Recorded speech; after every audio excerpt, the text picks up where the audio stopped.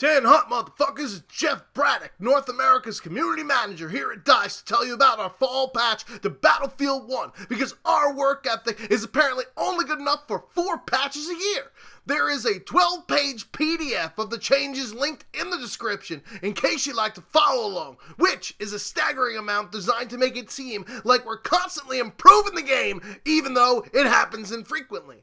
We had already discussed in the road ahead the changes that we were going to make to the Suez map in Conquest, such as increasing the flags to 5 and adding some vehicles for traversing past the Spawn Trap AIDS Fest that would have matches ending faster than the Kardashian-Humphreys marriage. Another item discussed in that blog post was the status of hardcore mode, which has returned, but much to the chagrin of the quote-unquote tactical players everywhere, since there are so many changes from other Battlefield games. Team kills are the new norm without having friendly or enemy player indicators, because apparently uniform colors of black and white aren't different enough, and there's no point indicators when you actually do get a kill in order to pat you on the back like getting a participatory trophy like we do in the core game mode, such that the kill feed can't even keep up with what you're doing. This, along with no option to pull out the big map and the fact that it's not a 2-hit kill like in previous games, leads to a ton of frustration. Maybe we'll actually make the hardcore mode playable in a few months with the next patch. Until then, you can purchase custom servers and change the settings on it to make it exactly like hardcore from all of the other Battlefield games. And this way it gives us the monetary incentive to change it, because money talks and bullshit walks. These options are available under custom games. The other big changes include the operations game mode getting an overhaul to help out with the attacking team, since it was more difficult to get the W than if you were on the 76ers for the past 3 years. The attacking tickets have been increased, along with having ticket regain after winning sectors increase, and reduce the time it takes to capture the objective.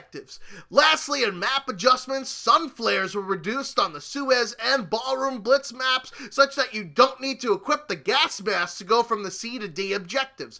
Apparently, we still have sun flare issues after all of these Battlefield games. Realism, motherfuckers! Lastly, on mode balancing, we adjusted the dynamic weather to have the same weather sequence on both rounds in Rush. So much for randomness. Oh, and we updated some spawns on the War Pigeons game mode, because that's clearly the only game mode that has spawn issues. From map and mode balancing on to weapon, gadget, and vehicle balancing, the LMGs were absolute shite. So we decreased the first shot recoil on the Lewis and Hewitt LMGs, along with adding a bipod to the low weight variants and an accuracy gain during fire. The bar, however, was the only decent LMG, so we gave it increased horizontal recoil. Lastly, we changed the damage multipliers for the shotguns to be more consistent, such that you can't one-shot across the entire western front. The limpet mines will now be indestructible until they detonate, which takes out some of the troll elements of having teammates nick your kills.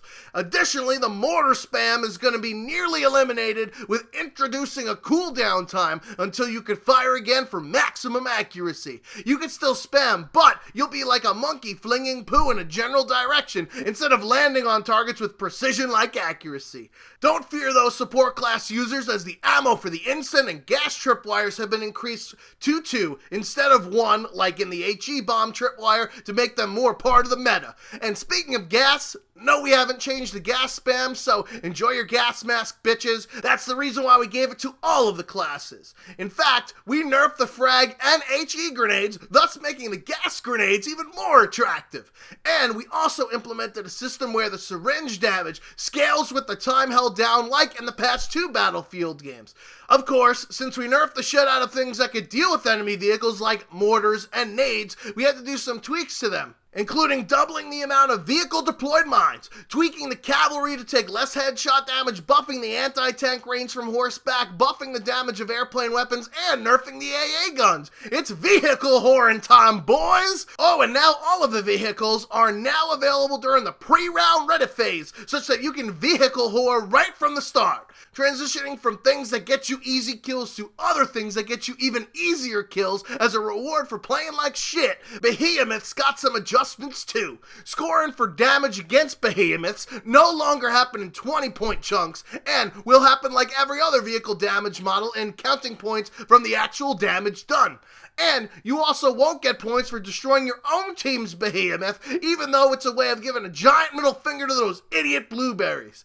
We also adjusted the UI for the behemoth to not allow players to spawn into points which were damaged and have a repair in progress. Other UI adjustments include not having death icons jitter and fly around on the deploy screen and minimap, no longer drawing vehicles or horses with 0 health on the minimap just to fuck with people that need to escape gunfire, and lots of updates to hints because apparently some people are too fucking stupid to get it. Now I remember why I quit being a tutor in college. Onto some gameplay updates. We increased the time required to draw and keep out a melee weapon such that it reduces the amount of panic melee, but apparently it's still fun to run around with clubs, swords, and knives in a shooter game. We also fixed some of the annoying vaulting problems on certain objects. Yes, your scrawny soldier could actually pick himself up onto that rock. Don't be fooled by the rocks he can't vault. He's still gonna get one shot from across the map anyways. We also changed the team balance feature to only base on the skill in the current game mode instead of global skill, since, you know, those main principles don't really transfer from one game mode to the other or anything. And adding grenades to the high frequency updates to avoid issues like players dying before it actually explodes on their screen. We also fixed an issue where players using toggle zoom could get stuck with the rocket gun or the Tankaver elite class, but no word yet on fixing the ADS glitch after being revived, since that happens more often and we have yet to narrow down why it doesn't work as it did in previous titles. Now onto some off-requested adjustments, including a screen from the main menu where you can alter your class loadouts instead of requiring you to do it in-game while your team is getting its tail kicked, having a quit button available at any time during the end of round screen instead of having to soak it in that your teammates did absolutely fuck all to help you out, decreasing the waiting time between rounds overall, and not locking squads with less than 3 if they join as a party, so that this way you don't have 30 squads on your team with 2 people each. Also on squads, we finally got around to implementing the squad leader promotion system from Battlefield Hardline, such that ineffective squad leaders are replaced by ones that actually want to get extra points just for marking shit. I wonder if we'll get around to making standard features from Battlefield 4 and Battlefield Hardline into this game at some point.